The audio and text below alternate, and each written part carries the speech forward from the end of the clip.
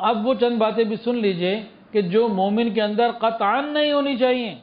سنیے، فرمایا کہ مومن تانے دینے والا نہیں ہوتا، مومن لعنت کرنے والا نہیں ہوتا، مومن فحش کلامی کرنے والا نہیں ہوتا، مومن بیہودہ گفتگو کرنے والا نہیں ہوتا.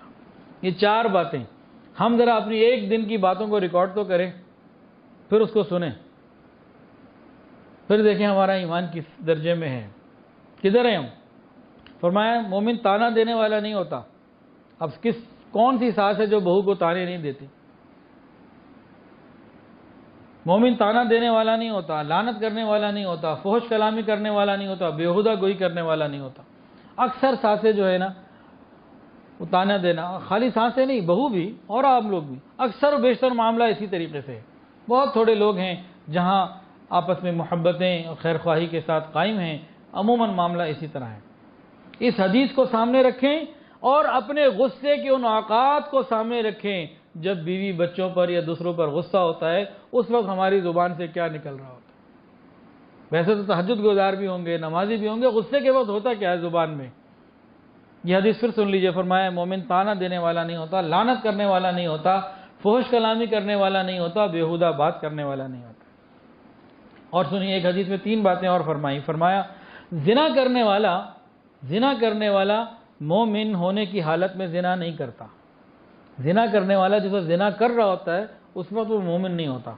چوری کرنے والا جیسے چوری کر رہا ہوتا ہے اس وقت مومن نہیں ہوتا. شراب پینے والا مومن ہونے کی حالت میں شراب نہیں پی رہا ہوتا. یعنی جس وقت یہ گناہ ہو رہے ہوتے ہیں اس وقت ایمان پھر کہیں اور ہوتا ہے.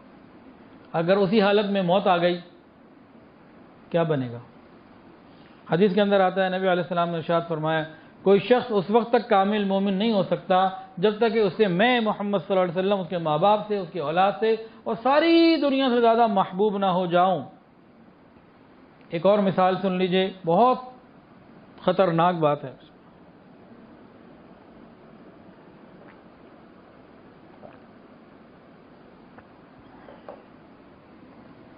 نبی علیہ السلام نے ارشاد فرمایا تم میں سے کوئی بندہ اس وقت تک کامل ایمان والا نہیں ہو سکتا جب تک اپنے بھائی کے لیے وہی پسند نہ کرے جو اپنے لیے پسند ہے. یہ پیرامیٹرز ہیں، اس پہ چیک کرے ہمارا ایمان کدھر ہے. بخار چیک کرنا ہو نا تو تھرما میٹر ہوتا ہے، شوگر چیک کرنی ہو تو اس کا میٹر الگ ہوتا ہے، وہ تھرما میٹر سے نہیں چیک ہوگی. بلڈ پریشر چیک کرنا ہو تو اس کا تھرما میٹر کچھ اور ہوتا ہے. ایسے ہی ہے نا جی، ایمان کو چیک کرنے کے تھرما میٹر اور گلوکو میٹر آپ یہ دیکھ لیجئے. ایمان کو چیک کرنے کا ایک پیرامیٹر آقا نے بتا دیا. کیا؟ تم میں سے کوئی بندہ کامل ایمان والا اس وقت تک نہیں ہو سکتا جب تک اپنے بھائی کے لیے وہی پسند نہ کرے جو اپنے لیے پسند ہے. اس پہ کون پورا اترتا ہے آج؟ ہم چاہتے ہیں کہ ہماری غیبت کوئی نہ کرے. کیا کہہ رہے ہیں؟ کیا بولے نا، ہم چاہتے ہیں کہ ہماری غیبت کوئی نہ کرے. اپنے لیے ہم یہی پسند کرتے ہیں نا کہ ہماری کوئی غیبت نہ کرے، تو بھائی اب ہم دوسروں کی غیبت نہ کریں. کیا ہم چاہتے ہیں کہ لوگ ہماری غلطیوں کو معاف کر دیں؟ چاہتے ہیں نا. جو اپنے لیے یہ چاہتے ہیں کہ لوگ ہماری غلطیوں کو معاف کریں تو پھر اس حدیث کی روشنی میں ہم لوگوں کی غلطیوں کو معاف کریں. اسی طرح ہر چیز کے اوپر کیا ہم چاہتے ہیں کہ لوگ ہمارے عیبوں پہ پردہ ڈالیں؟ چاہتے ہیں. تو بالکل اسی طرح جب ہم یہ چاہتے ہیں اپنے لیے تو بھی دوسروں کے لیے بھی پھر ہم ان کے عیبوں پہ پردہ ڈالیں. ان سے کوئی غلطی ہو جائے ہم معاف کریں، جو ہم اپنے لیے پسند کرتے ہیں ان کے لیے بھی پسند کریں. یہ بہت بڑا معاملہ ہے. نبی علیہ الصلوۃ والسلام نے ارشاد فرمایا مومن کی مثال شہد کی مکھی کی مانند ہے، وہ پاکیزہ چیز کھاتی ہے اور پاکیزہ چیز بناتی ہے. مومن کی مثال شہد کی مکھی کی مانند ہے، وہ پاکیزہ چیز کھاتی ہے، پاکیزہ چیز بناتی ہے. اور فاسق کی مثال گندی مکھی کی. 2 مکھیاں ہوتی ہیں، ایک شہد کی مکھی، اس کو کیا کہتے ہیں؟ Honey bee. اور آج کل محبت میں کسی کو کہنا ہو تو ہنی کہتے ہیں. اتنی اچھی چیز ہوتی ہے، شہد کو ہنی کہتے ہیں. تو شہد کی مکھی، ہنی بی. مومن کی مثال کون سی دی؟ شہد کی مکھی. ایک اور مکھی بھی ہوتی ہے گندی مکھی. دونوں میں کیا فرق ہوتا ہے؟ اس کو سمجھ لیجئے پھر بات مکمل ہو جائے گی انشاءاللہ. شہد کی مکھی کہاں ملے گی؟ باغوں میں ملے گی، پھولوں پہ ملے گی.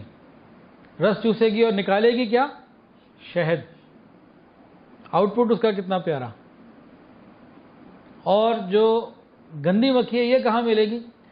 سارا خوبصورت جسم کو چھوڑ کر اگر کہیں دانا ہے نا کوئی پھوڑا وہیں جا کے بیٹھے گی. صاف ستھرا کمرہ ہوگا، سب کو چھوڑ کر کہاں ملے گی؟ ٹریش کین میں، گندگی کے اوپر ملے گی، صاف چیزوں پہ نہیں ملے گی.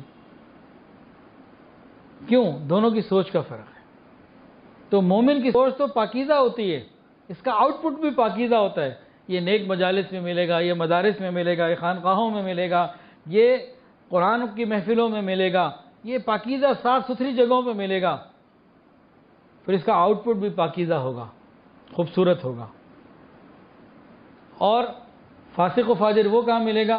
وہ گندی مکھی کی طرح، وہ گانوں کی جگہ پر ہوگا، وہ شراب کی جگہ پر ہوگا، وہ میوزک کی جگہ پر ہوگا، وہ بے حیائی کی جگہ پر ہوگا، وہ گندگی کی جگہ پر ہوگا جہاں اللہ کی نافرمانیاں ہو رہی ہوں گی. اور اس کا آؤٹ پٹ بھی پھر اسی طرح گندا اور غلیظ اور زہریلا ہوگا.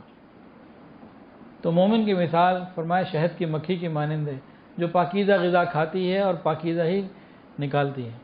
تو مومن جو ہے نا یہ پاکیزہ جگہوں پہ ملتا ہے، اس کی سوچ پاکیزہ ہوتی ہے اور پھر اس کا آؤٹ پٹ بھی پاکیزہ ہوتا ہے. جس کا آؤٹ پٹ گندا ہونا، گالیاں نکل رہی ہیں، شہوت والی باتیں ہیں، اس طرح کے معاملات ہیں، غلاظت ہے، گندگیاں ہیں، اس بیچارے کو شہد کی مکھی سے تو کوئی تشبیہ نہیں دے گا، وہ تو گندی مکھی سے ہی تشبیہ دے گا. اللہ تعالیٰ سے دعا ہے اللہ تعالیٰ ہمارے ایمانوں کی حفاظت فرمائے.